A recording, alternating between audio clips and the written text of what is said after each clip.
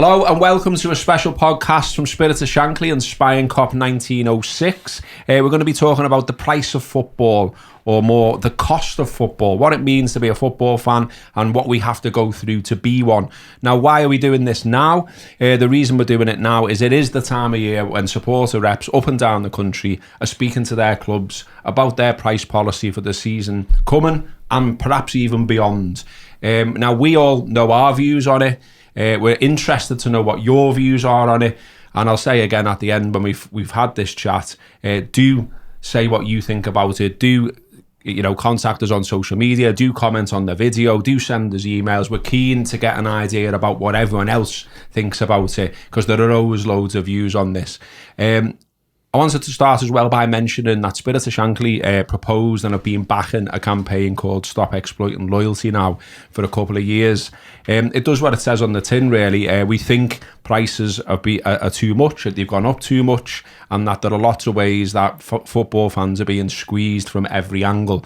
Now, we're going to be getting into that. And there's also an aspect to it as well that we think maybe it's starting to all of this is starting to threaten the culture of the game that we love, the culture of support, the things that you see and take for granted at football matches. We recognise, of course, that there's globalisation, that there's commercialisation, but it once was a working class game. It was built on being a working class game, and I think what most of us in this room don't want to happen is for it to become what I've decided to call a popcorn product. Right, so with me, I'm Gareth Roberts, as I say. I've got Paul Kahn, who is the chairman of Spirit of Shankly.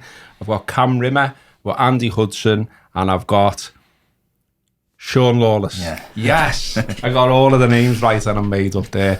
So they're all from Spion Kop. I'll start with you, Paul. You've obviously been well involved with all of this. We've put loads of energy into this. We spoke to all of our members about backing this campaign, putting forward this campaigning so much around ticket prices. Why do you think it's so important for the ordinary fan? Well, first of all, I'd just like to say, obviously with SOS, we surveyed all our members, and 92.1% of the members basically come back and said we should be campaigning for lower ticket prices. And that's one of the reasons why we approached the FSA about starting off the Stop Exploiting Loyalty campaign.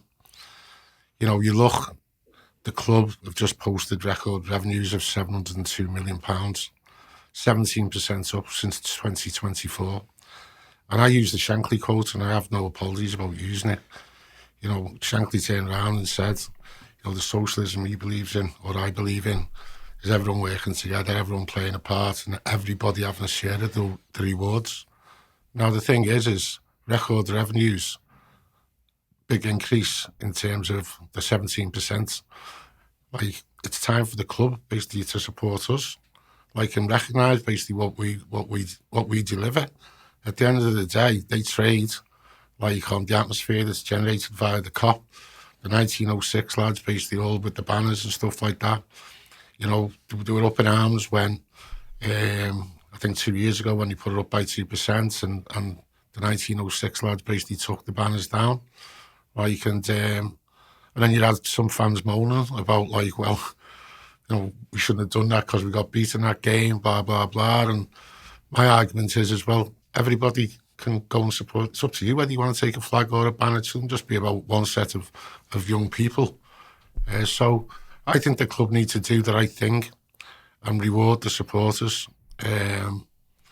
They've made a lot of money, and look after basically the people who create what you sell. Yeah, both Spirit of Shankly and lots of groups across the land as well have all come together and written to the clubs to ask for a freeze, not just for the forthcoming season, but for the season after as well, in line with the huge amount of money that is pouring into the league from TV. Cam, the group you're part of, the group you're all part of, Spion Kop 1906, the famous stand at Anfield, the thing that people recognise world over as being this centre place for Liverpool support. You go home and away.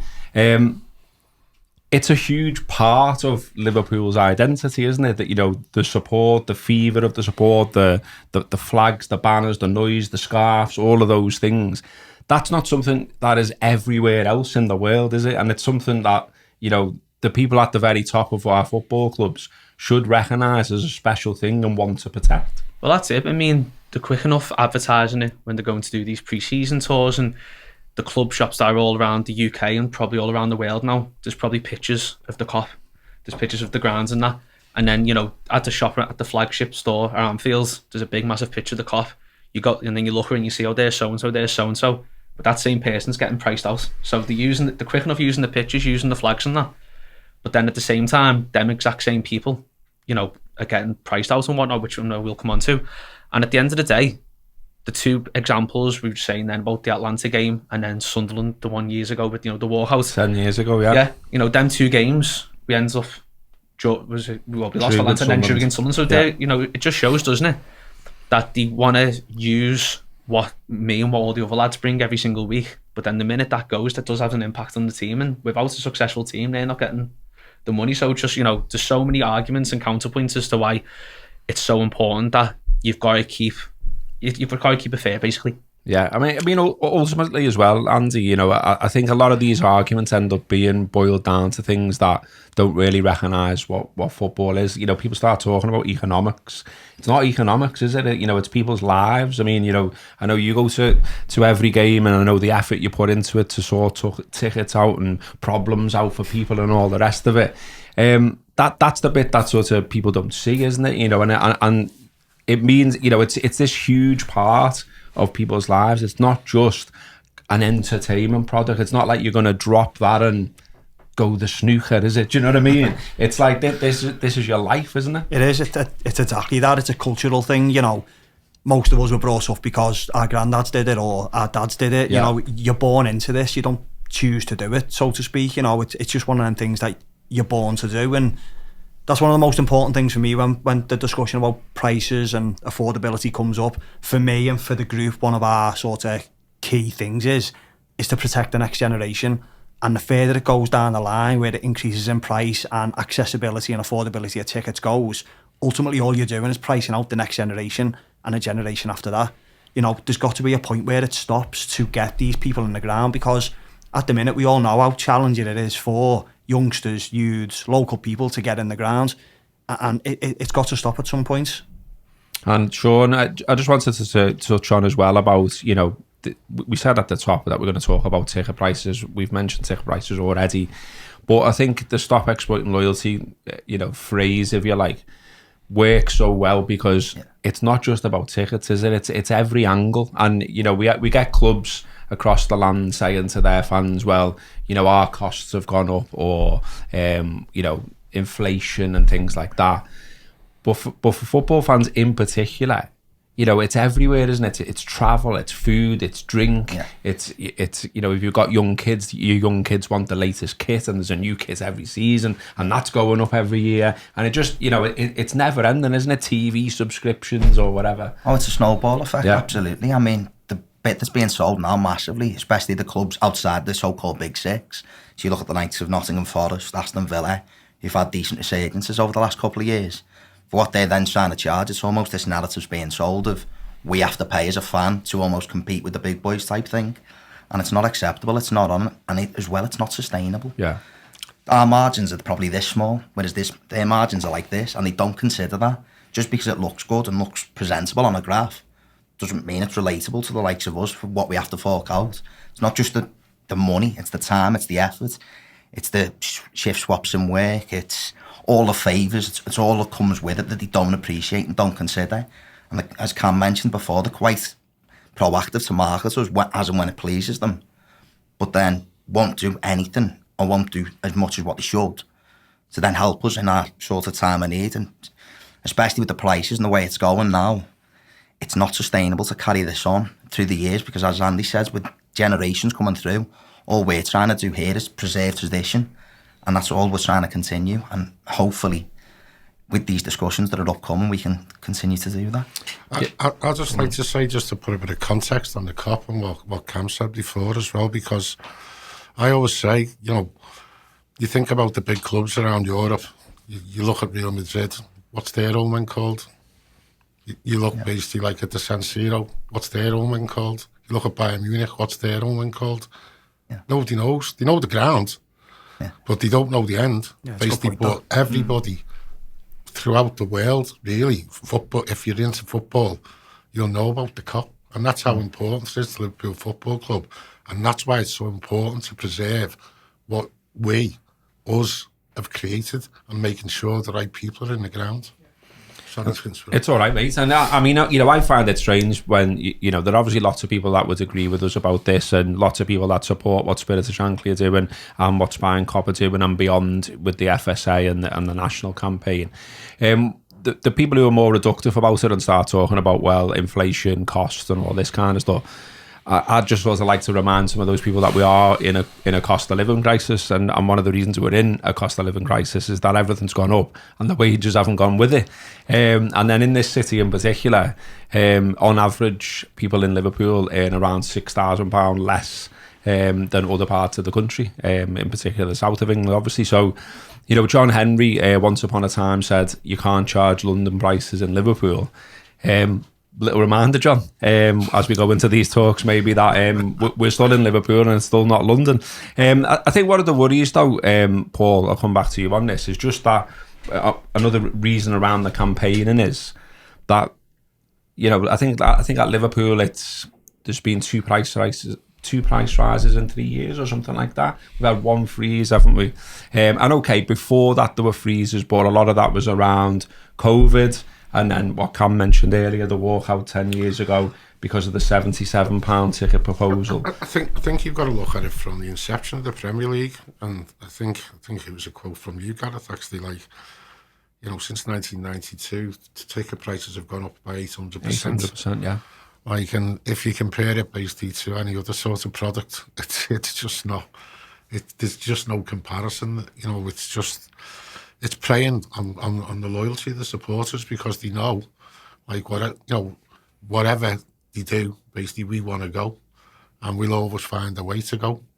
And the big worry is that if people start to think to themselves, you look at basically the kick-off changes, 8 o'clock on Saturday, Valentine's night, and for the Brighton fans as well, having to go back all the way down to Brighton. Absolutely. It's shocking. Sunderland away last Wednesday, 8:15. What time do you guys get home? There's just no thought given to people who, you guys have got to go to work the next day, and they're not thinking about that. There's never mind the ticket price, freeze that we want. We want them to start thinking about making it easier for people to be able to go to the game and support the team that we love. It's even for the point of moving on from the point you've said about the fixtures and stuff. It's like the Nottingham Forest game this weekend coming up. That was scheduled for the Saturday. It's being moved to the Sunday because of Forest's participation in the UEFA Cup. Now, the FA or the Premier League, whoever decides that, knows that was an eventuality that could have happened. So just keep it when it can be played without moving. People have had to change shift around in work or arrange childcare and all that based on a decision to move a game in a short time frame. It's not fair. The reason I mention it is because it all has a knock-on effect to the price of tickets going to the game, the culture to go in the game, arranging a coach to go to the game, to get everyone together on the game, dropouts. The coach doesn't run, that's affecting the coach driver's income for that weekend. It all has a spiral effect and has a knock-on impact to the overall product of going to a match and just going to a game to support Liverpool. It all adds up to be not a pleasant experience when it should be. Yeah, I think you've all made great points there as well, because come to you, Sean. I think the stuff you're talking about, kick-off times being mad, kick-off times being moved, at a fairly late notice without seemingly any thought of the effect on real people. That's almost becoming normalised, if it hasn't already. And obviously supporters challenge it over and over again and ask the questions. But ultimately, it always feels as though people making these decisions at the top of football or in TV companies or whatever it might be, they're constantly having a look to see what they can get away with.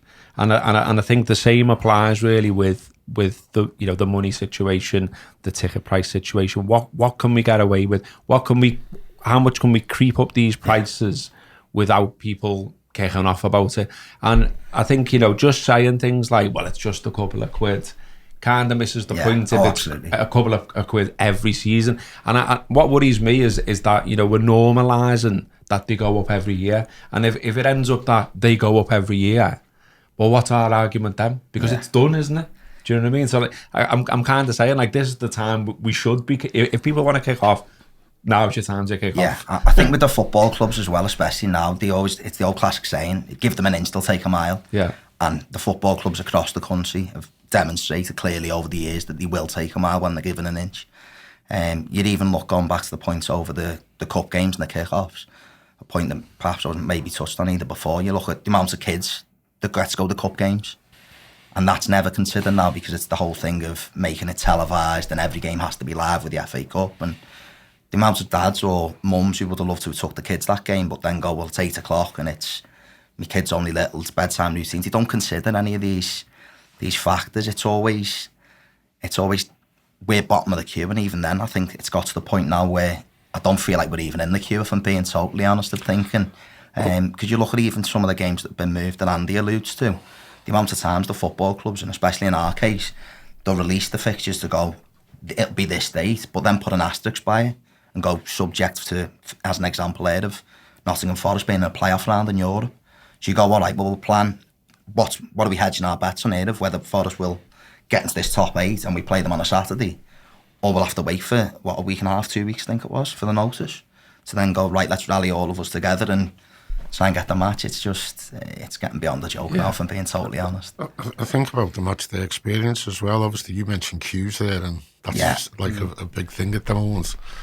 And obviously the club are quoting Martin's law, like, but what they haven't thought about is the impact on the local economy. Yeah. I'm from, I was from Anfield, that's where I was born and bred. Like, and, you know, it's the match day basically that supports, like, all the local pubs. Yeah. Now, the pubs are emptying out half an hour now before the game, like, which is having obviously an impact on their profitability. And secondly, if you think about it, people are going to go into the game early and have a pint. Yeah. So Liverpool are actually going to be making more money. Yeah. Like, so you'd like to think to yourself, well, okay, how much more money are you making on your beer and your pies? Like, couldn't that basically help subsidise ticket prices? Yeah.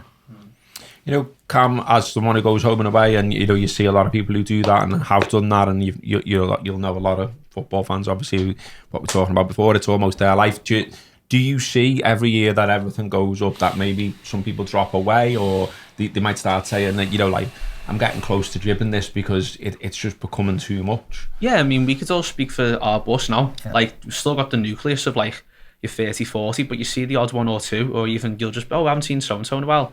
And it's all down to the prices, schedule, and obviously there's outside stuff where people get married, have kids and stuff. Yeah.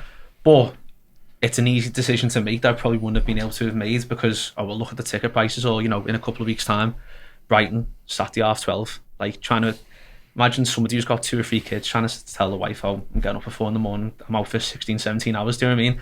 On top of how much they're going to be paying for the ticket and then the coach and stuff. And yeah, you see it all the time, and I know this is all different, but like, even like the European aways, you could do a whole show on that, and the whole ticket collection, sign in, do this, what if you've already got too many people and your friends and family and stuff like that. There's just, it's ticket prices is one part of it. There's a whole load of things that are making, like, conversations we're having where, you know, you're seeing people who you never would have thought would have bailed the match, who are now saying, you know what, I'm so close to jibbing it. And especially, as sad as it is, seeing us win the league last season, I think has been the thing that people thought, well, do you know what? That's what I've been going for. It's not where it was. Now's my time to just stop, and it's sad. Yeah, I think that's really key, isn't it, Andy? Because it's like, you know, it kind of feels like there's almost like an arrogance about the way football's run, like that all of this will just go on forever, and that we'll all just keep paying, we'll all keep finding a way, the support will remain the same and all the rest of it. I think a lot of people already think that, you know, some things have got lost in time. And what I always say is, you know, the point of difference here in this country about our football is the passion, is the support, is the crowds. And, you know, like, when it become a TV product, because let's be honest, it's sold all around the world. You know, it was really telling when that started to happen more and more. You know, they're turning the boom mics to the crowds. They want to capture the crowd because, as COVID proved, without crowds, it's crap. Well, you've seen it during COVID when we won the league when we weren't allowed in or whatever, but we still decorated the Kop, us and the other groups who do the flags as well. We still decorated the Kop to make it feel like the Kop, and as soon as we done that, other clubs followed suit. And it just, that for me was one of the points where you thought that's how powerful we are. It's not just the visual displays that we bring, it's the atmosphere and everything that comes with it. And the club shouldn't forget that. We are, as you say, the nucleus of the fans, and what the Kop brings atmospherically, visually, or whatever, it does drive the performances on the pitch. But it's going down a route with the things that we mentioned, such as kick-off times, the price of football, ticket prices, the cost of just going the game in general. It's going to hit to a point where, we mention it all the time in a group, like the bubble's going to burst at some point. And the way I see it going or whatever, is it's not going to go in the favour of supporters. It's going to go in the favour of, the corporate fan and the stuff that many people don't like about football.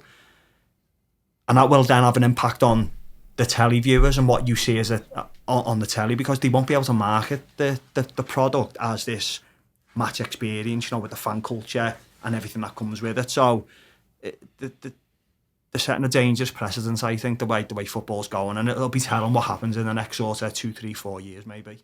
We made the substitution, so Sam's come in. Sam, just wanted to get you on a bit on Spion Kop 1906. Obviously, I've introduced the group and we've talked through about sort of experiences of going a match, but tell us a little bit specifically about the group, the flags, the displays, the graft behind it all, if you like. So we're a group of lads and girls from ages from right away. You've got young lads coming with the dads, so to say, all the way up until older lads who've been doing it for 15, 20 years.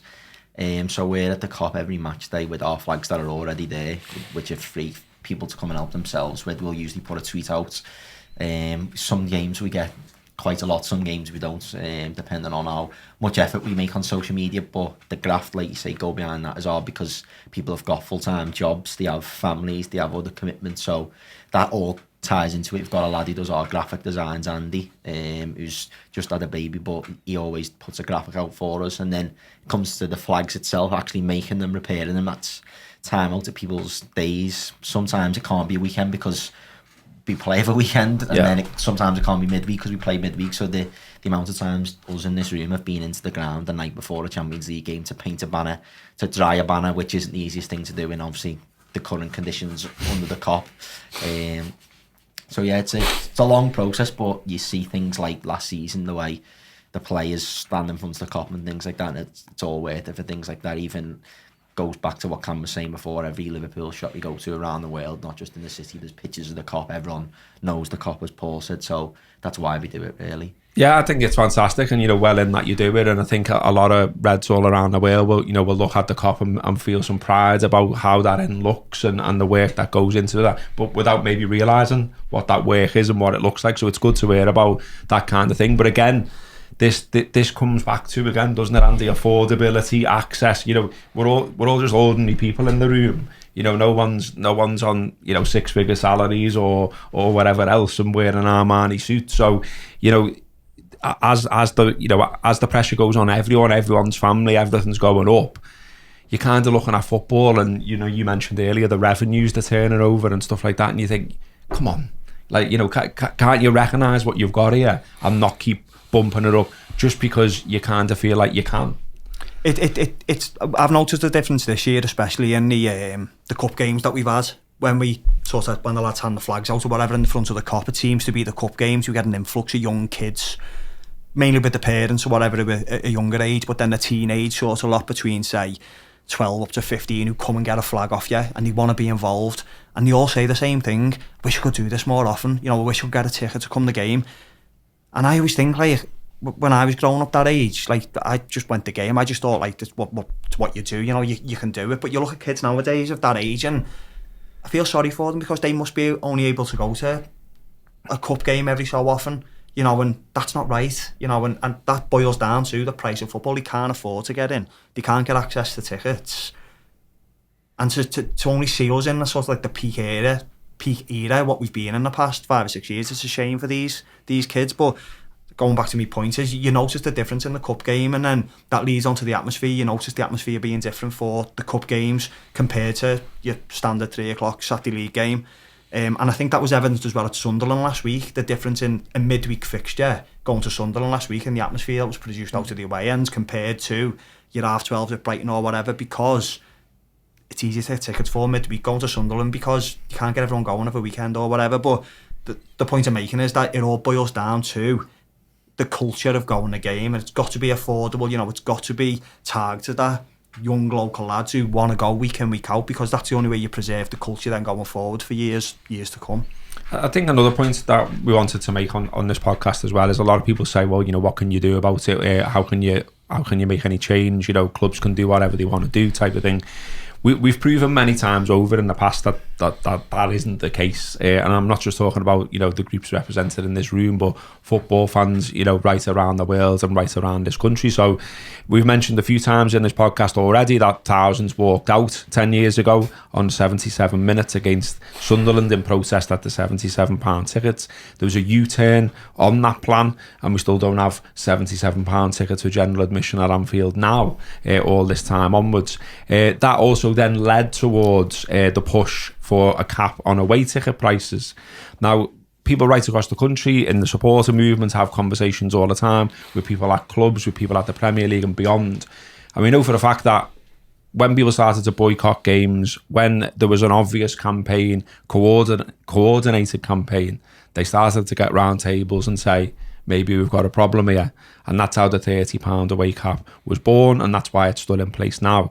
So when people say there's nothing you can do, there is evidence that you can do things, and they do create change. European Super League is another example of that. Safe standing is another example of that. All led by fans, you know, by fans campaigning. So, you know, I kind of think that's another reductive argument that I wanted to challenge on this podcast. Another reductive argument is that we just like arguing with the club, Paul. Yeah. But it's not that, is it? No. Basically, like we're here, you know, the supporters board, which 1906 are part of, and you know we've got other groups like Cop Out and the LDSA and the OLSCs, and I don't want to do a disservice to other people. At the end of the day, unity is strength. And the thing is that it's great that you brought up about the Sunderland walkout. Obviously 1906 were behind that and organised this, supported by SOS. It shows when everybody comes together as one, the effect that you can have. The biggest issue is apathy. I think you said that to me a few times, Gareth, and people think to themselves, oh, you know, with ticket price it's only 1% or blah, blah, blah, it's only 2%, and it's not that bad, is it? Well, it is, because it's 800% since 1992. Like, and it shows that when we come together and we try to organise, we can make a difference. All the things that have happened are when people have come together in mass and basically said to the club, right, we're making a stand here, and the club have listened. It's sad that you've got to do that. You know, the way I see SOS, and I'm sure 1906, you know, you guys can speak for yourselves, like, but I mean, we have a great relationship, is that we're not here to criticise the club. We're here to be a critical friend, to say to them, you know, when they're making decisions about different things, like, come and speak to us, come and talk to us, and basically we'll tell you, like, you know, we're fortunate enough to be able to talk to people who go to the game, like, what you're planning is going to be received. And then, but it's very, very important then that they listen to us. And, yeah, I hope they listen to us now on the ticket prices. And I hope they listen to us on all the things that you guys have said today about access to young people, about preserving the match day atmosphere, making it easier basically for people to be able to go to the game. Because, you know, I'm getting on, you're all young, like here, but there'll be a generation after you guys, do you know what I mean? And it's that important, just like you carried on the traditions that, you know, that was started in the 60s, and then that was the 70s and 80s, man. Like, and, you know, we tried to carry on with our own little flags and stuff like that, and trying to make sure that we lived up basically to what people had created in the 60s, and you are doing a great job, and really like to say thanks to 1906. Brilliant stuff. Thanks a lot, everyone, for coming in after work and speaking on this podcast. Hopefully it's been useful for you out there watching and listening. I said at the top that I wanted you to provide your comments too, so please do. We do want to take the temperature properly on all of this, not just assume. So we're going to keep talking about this. We may well do a survey at some point. We've been talking about potentially doing some kind of event even in the city. Maybe get our blue brethren involved too, because they're having the same trouble around ticket prices. They've got a shiny new stadium in the most deprived borough in this country. Shouldn't people in that deprived borough be able to open their curtains and think, well, I can go to that match there? As it stands, they probably can't. So their representatives are very much arguing with their club right now as well. And so maybe we'll have something. Maybe we'll do something about the price of football on Merseyside in this city. It is something we've been talking about, so we may well do that. Let us know if there is interest in that out there. And as I say, send us your comments. Comment on YouTube. Comment on Twitter. We're on all the social media places that you need to be. You can email us. Stop us in the street. Have a pint with us. Whatever you want to do. We're keen to know your thoughts as well. But thanks for watching. Thanks for listening. That's been a special podcast from Spirit of Shankly and Spion Kop. Cheers.